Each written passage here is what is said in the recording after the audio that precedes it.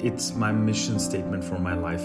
It is that every person, regardless who you are and where you're from, what you believe in, you should have the chance in life to walk your own way. I had no idea that there is a word for it called diversity.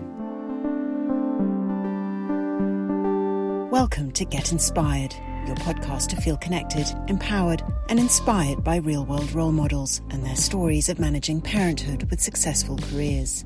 As a child, Ali Mahlodji was a refugee, a stutterer, a school dropout.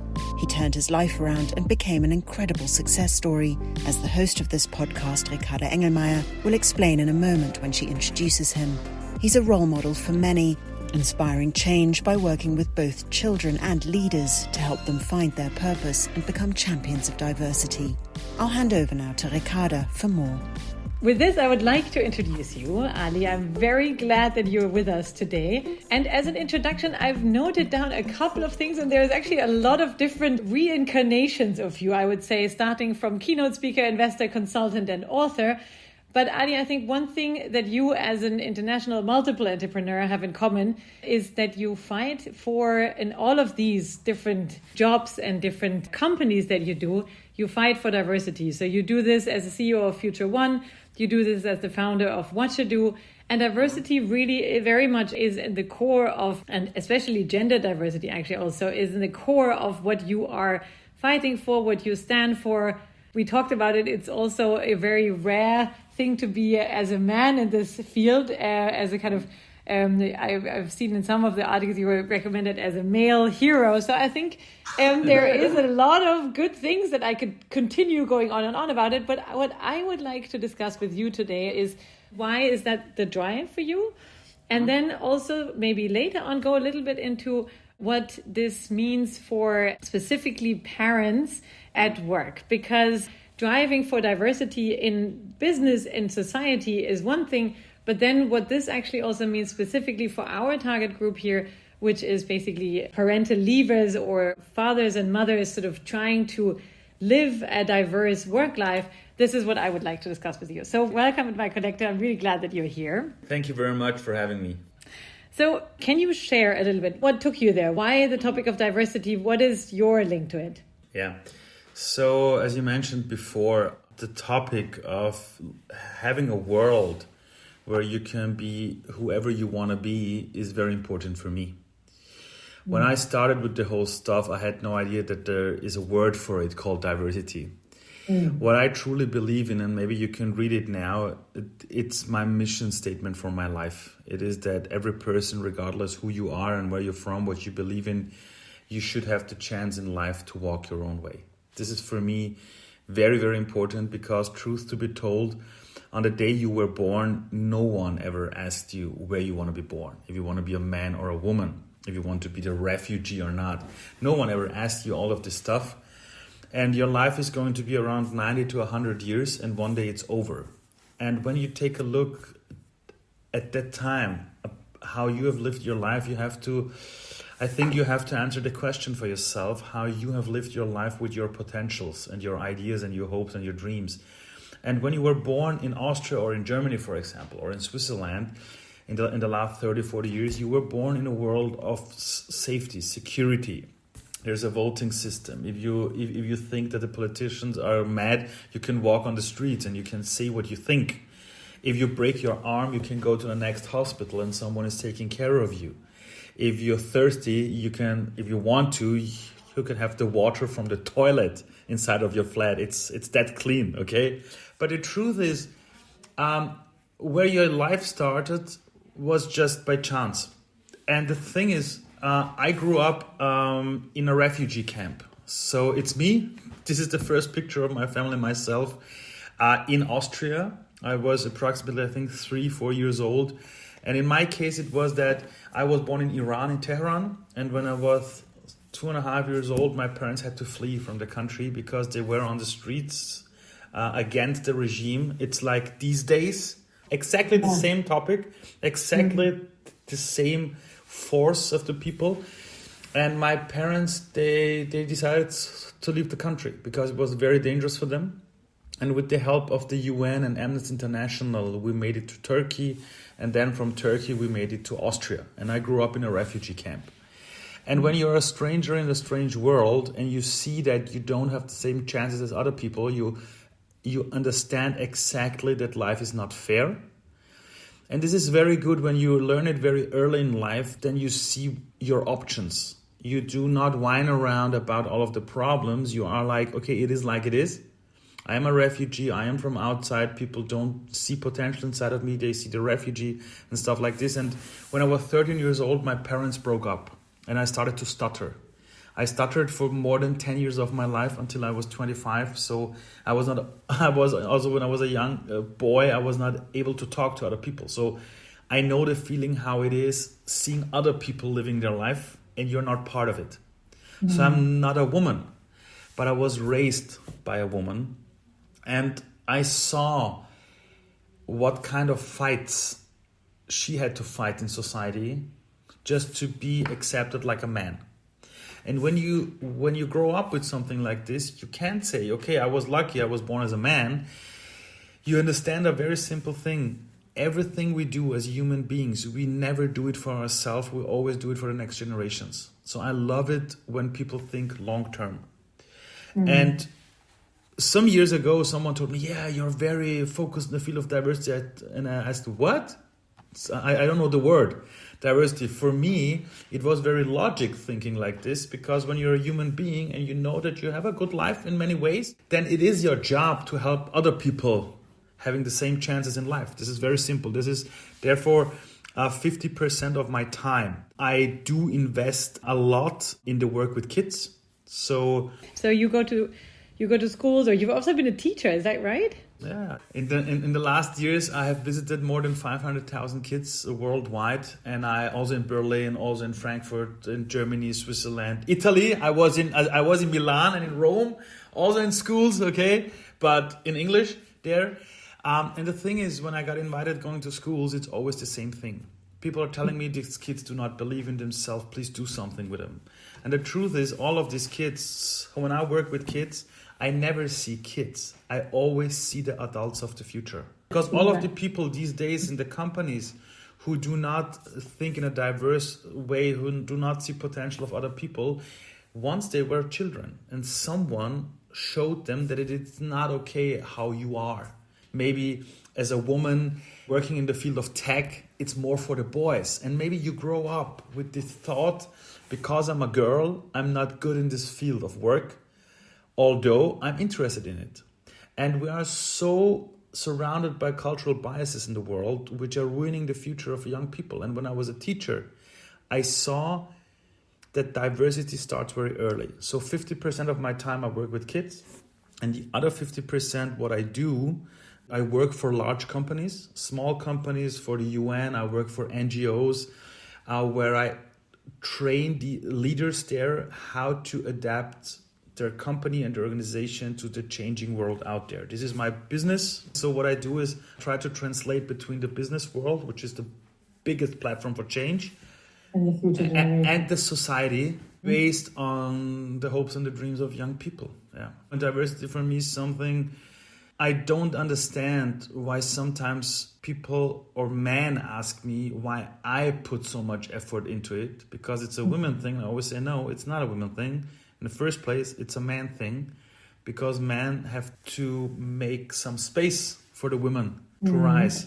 But in terms of, I remember when we spoke before, you also said that you, as a teenager or maybe kid, already you were always looking for, let's say, models of life. So it doesn't necessarily need to be one. So if you're a boy or a girl in the school age or as a student, probably you kind of look up to other role models, or you try to find it. And this is something that very much resonates with me, because I've also been on an eternal search for the perfect role model, and then ultimately found out that probably it doesn't exist, but you can look at lots of different sort of, let's say, versions, and basically take parts, bits and pieces from different role models that you see. Exactly. And so from what I understand is you go to schools and kind of show different options.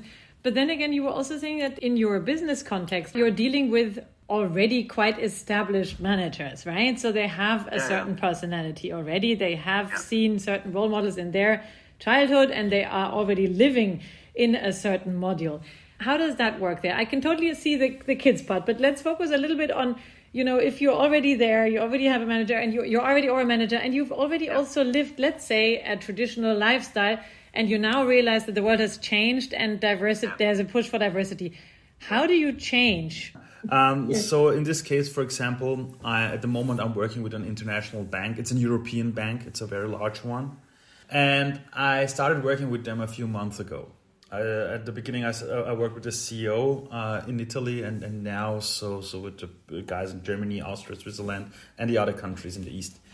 And the thing is, in their case, they started thinking about diversity because in the first place, they saw they do not get enough talent. It always starts with something is changing, and you don't have an answer to that.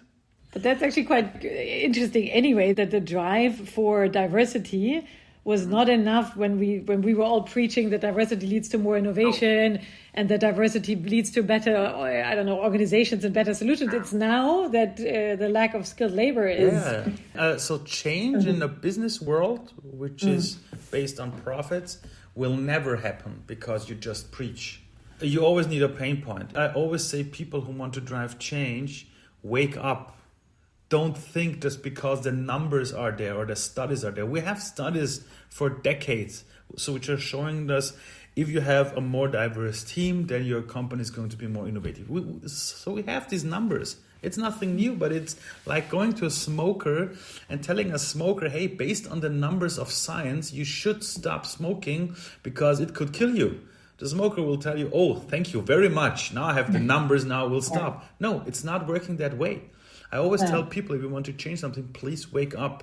Be realistic. Don't think about the perfect world, because the perfect world is not existent. The world we have is amazing. It's like heaven if you understand that people are always driven by two simple things. It's the fear of something, or when it hurts, or they are so excited about something that they totally forget all of the obstacles. I would love to believe that diversity is so exciting, but then again, I think it's very much the pain point of skilled labor.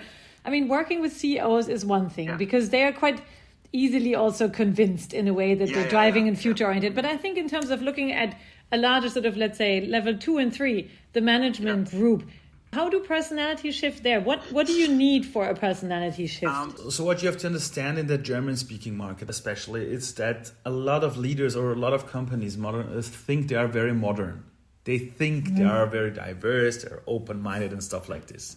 And whenever you work with people who think they are very open-minded, because we live in a country with such a great society, we're open, we're modern, we're not that bad like in Iran, okay, where they force women to do stuff. In an environment like this, a lot of people think about themselves that they have adapted to the change. They're very open.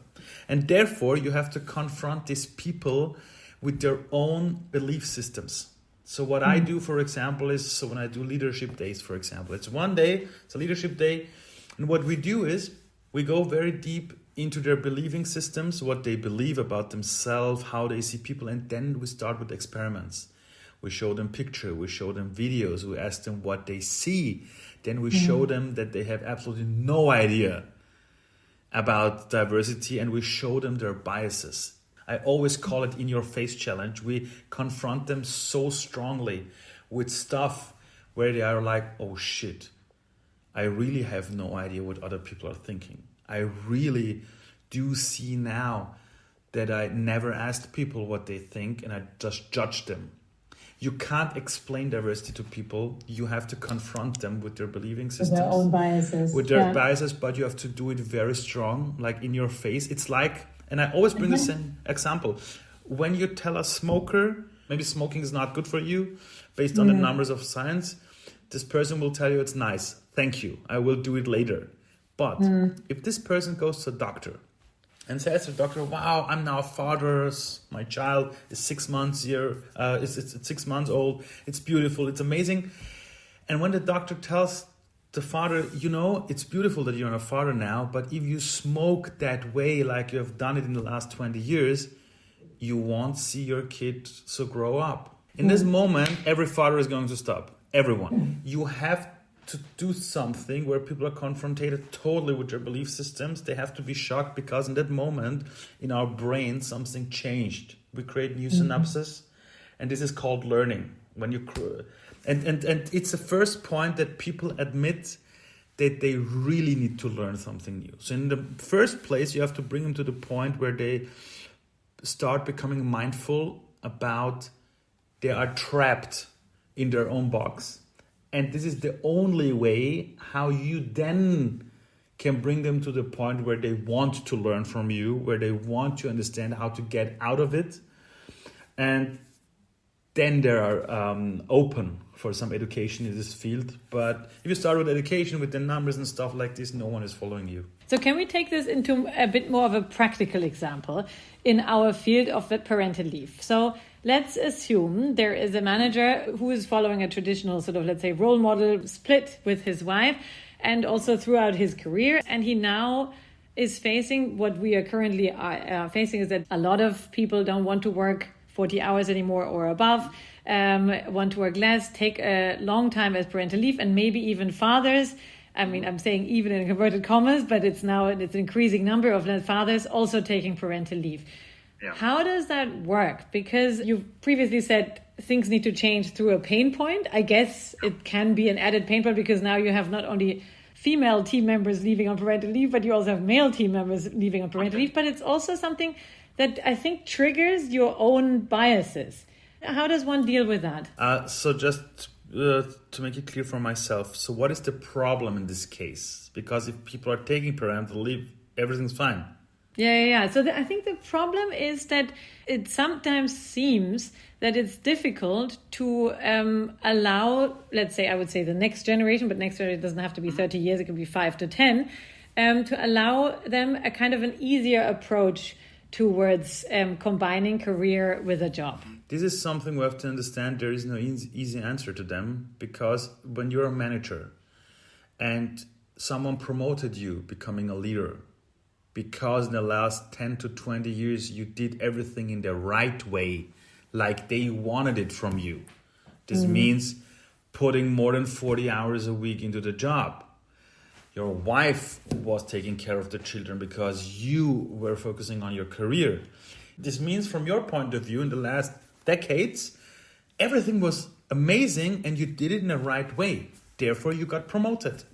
And now you see other people who also want to be leaders, for example, but they want to work maybe only as 4 days a week, for example. They want to be there for the kids and the family and for the job. And what you have to understand, and when I work with leaders on these topics, where they are a little bit disappointed about the world and the next generations, I always tell them that whenever you are disappointed in life, this is the moment when you wake up and you understand that the world has changed. You have to leave them sometimes alone with their disappointment, because disappointment in life, it's truth. If you're together with someone for years and you're in love with someone, and one day the person wakes up and tells you, I'm not happy anymore. You haven't changed in the last 2.5 years. I have transformed myself, but you're still the same person. Then you're disappointed.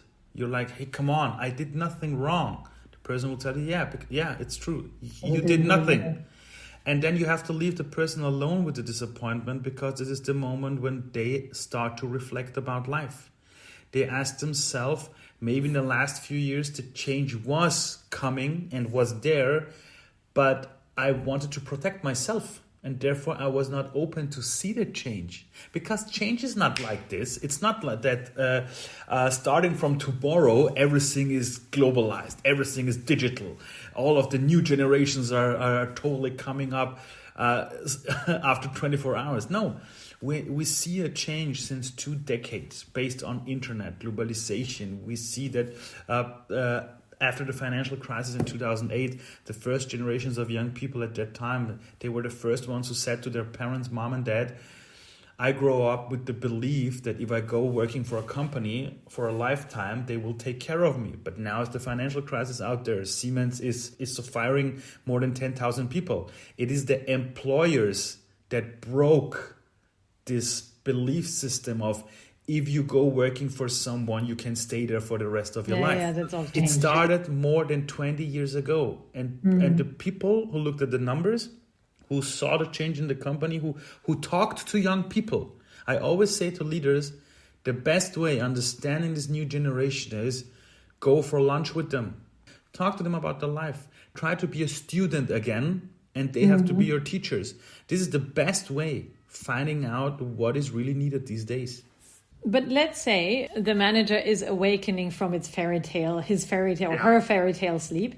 Yeah. One other change that's happening in case a father or mother is going on parental leave and comes back is they also change. So it's actually, there's a personality change that happens quite often, and we see this with our participants who are all on parental leave, that just by becoming a mother or a father, it doesn't matter how much parental leave you take or not, your personality, your purpose, your view change. And can you share a little bit of how that works or how this can be integrated, I would say? So what happens is that when people take some time off, and it can be you're traveling a year around the world, you're having kids, no matter what it is, when you're not in connection with a role you created for being successful in a job, you see immediately that the role you have created for being successful in a job is bullshit. You grow up as a kid with hopes and dreams. You want to be loved by your parents. You want to play around. You were so curious. You learned the language, which is the hardest thing for the brain, only after 1.5 years, out of nothing, without pressure, without someone teaching you language. You learned it out of nothing. Then you learned walking at the same time by crashing the floor. So when you see kids trying walking around, they are making mistake after mistake after mistake, but no one is telling them as a parent, you just made a mistake. Your baby friends are walking around faster than you. Because the leaders at the time, the parents, they knew my kid will make it, but it takes time. Okay? If they crash the floor, it's called learning. So you are growing up, and after 2 or 3 years, you know how to learn the language and how to walk around. And if you're sitting in a wheelchair one day, you will find other ways how to move along. So the thing is, you learned the 2 hardest things for the brain just because you are yourself. And then you come into a system which is teaching you don't make a mistake. When you make 0 mistakes in school, then you're the best. But when you hit the real world after school, you're totally frustrated and confused because people are now telling you make mistakes, learn from your mistakes. You need a culture of making mistakes and stuff like this. And the whole school system, education system, also the best universities, and I'm teaching at universities. I'm teaching at some universities for economy in the executive leadership classes. And what you see there is the people were prepared for roles, being good enough in the business world. And then something changed. They kind of have a burnout. They're traveling the world, parental leave, but they're not their role for some time. And when you're not your role for some time in the business world and you see yourself from outside, you're like, what the hell? I'm not going back that way because for the first time in your life, since you started going to school, you have some time for yourself to reflect. I know when a kid is there, of course you have to be there for your baby, but you have time to reflect. For the first time in your life, since you're 6 years old and you entered school, you have time to reflect about life. And the good thing is when you're an adult and there's a kid, you know a little bit about yourself. When you're 14 years old and you have summer vacation, you have no idea who you are. But when you're 20, 24, 30, 35, and suddenly you have 1 week for yourself, 2 weeks, 6 months. Yeah. You know who you are. You reflect in a totally new way. And of course you're telling yourself, I'm not going back to the world where I tried to put myself into a role, becoming the object of expectations of others. And also the world doesn't look like that anymore. There's an extra new family member there that kind of makes sure that the world looks different now. The most important thing is you understand how ridiculous it is sometimes in businesses when people try to tell you that the purpose of the company is we want to grow 4% faster than the market. Hey, everyone wants to grow faster than the market. It's not a beautiful thing to go for because one day when you die and people are talking about your life, you don't want people to talk about you that he was the guy who was raising the share price more than 44%. You don't want to be that person. You want to be the person who was able to touch other people, change something, being an amazing colleague, And therefore, I always tell parents, when you want to do everything you do in a good way, no matter if it's in business or in family, think about the last day of your life. How should the last months of your life look like? And this is the end of your story, of your book. I'm an author. I wrote 5 books, and the best thing I ever learned from a great author was always start with the end. Then you know what to do now. This means you think long term. I mean, okay, so looking at the end, I have one final question, which is very much linked to this change of purpose that happens when you become a parent. And you are a parent, a very small toddler, I would say. So, so I'm sure you have some experiences there, because what we do is at MyCollective, we talk a lot about how purpose is changing, how you can use your strengths during this parental time, and how you can actually, as you said, use the time to sort of not only reflect, but also see what kind of new skills you actually learn in terms of parenting skills. And you can also actually use them not only to be stronger and have superpowers as a parent, but actually also when you go back to work, right? So totally. We call it converting parenting skills into leadership skills. Can you maybe, as a last question to you, could you share one parental skills that you converted into a life or a leadership skill? Yeah, I can tell you, since I'm a father, I'm a much, much better leader and manager, because I know what it means saying yes. And when you know when to say yes to the right things, saying no, it's so much easier. You know what is important and what's not. So before I was a father, I was in some coachings about time management and what is important and what's not. But when you have a kid and your kid is sick, then it is sick. And then you see that you can recreate all of your business topics about this one problem at the moment when your kid is sick, for example. You understand that the world is also living its own life when you're sometimes not there. I can tell you, since my little kid is there, I totally changed my business. I don't try to be loved by other people. Because before that, I always tried to be there for other people. I always said yes to almost everything for others. And since my kid is there, I also saw what it really means being mindful with my own time and the time of my wife. Since our kid is there, our date nights once a week or date breakfasts, they became much, much more important. It means you see that you can make time for stuff when it's important. Another thing which also changed was, before I was a father, I was attending meetings, okay? A lot of people told me, there have to be a meeting. But now, when someone wants a meeting from me, I send them an email with 10 questions.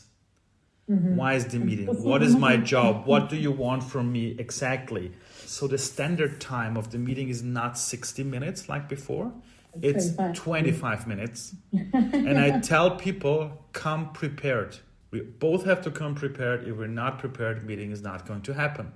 I don't have time for some going out for a coffee, talking about ideas. No, I tell people, if you have an idea, I want a one-pager with the idea, with the strongest question, what you have tried, then we can talk about it. Only decision-making. And this is something which made me a much, much better leader. And I'm not ready to lower my standards now. Before my kid was there, my standard was nowhere, okay? I was open for everything, and now I'm very selective. And the good thing is, and it is also crazy, since I'm more selective, since I can say no and stuff like this, since I'm a father, also in our business, our revenue has doubled. Because I'm really clear and I'm very on point, and the Americans would say bold. But this only happens because I'm a father. Because you're a father. This is fantastic. So it's not only a parenting skill that turns into leadership skills. It's also... it's the best business management. I always say to leaders when they have kids, I tell always men who are telling me, so their wife is pregnant. I always tell them, try to be there and learn. Yeah. Learn from this process of life and really try to be there. Not only in the first 3 months. In my case, for example, 2 days a week minimum, I take care of our daughter. I go to kindergarten, I take care of her because I want to be there. I don't want to be one of these fathers who do not see their kids growing up. Now, I did promise that this was my last question before, but I now actually do have one more question that I would like to ask you. Mm-hmm. Since you're going out there talking about diversity, role modeling your way through, what kind of advice could you give for men who want to represent this change as a change maker in a, let's say, corporate setting, middle management, how does that work? What would be a good advice for them? I can tell you, I worked last year during COVID, with a pharmacy company from the US. And what we started there, or what I helped them with the concept, was starting just a community of fathers who want to learn from each other. Because the thing is, when you're a woman and you're pregnant and you have kids, you will find so many other women you can talk to about the topic. But when you're a man and you grow up in a family where no man was taking care of the kids, you don't have someone to talk to. But when you, inside of your company, you say, hey, I want to start a community of fathers who want to be good in business and in family, maybe once a month we can hang out for a beer or something like this, talking about it, you will see that maybe in the beginning you're only 2 people or 3, but then it starts to grow and grow and grow, and then they start to be proud of themselves because they see I'm not alone. Whenever men are talking to me, I always tell them, don't try to be the lone wolf. Don't try to be the rock star. Try to do everything you can do in the best way. Talk about it and find other men who have questions or where you can learn from them and connect with each other. And then you will see that you're not alone. Then there is a community of men who want to do it better than the people before them. Ali, thank you so much. This is exactly why I have originally set up MyCollective, because I needed a collective of peers around me during my own parental time. So I can very much align with this. I hope you do stay on for a couple of questions in our group. But I would like to thank you for this interview already here. Thanks so much.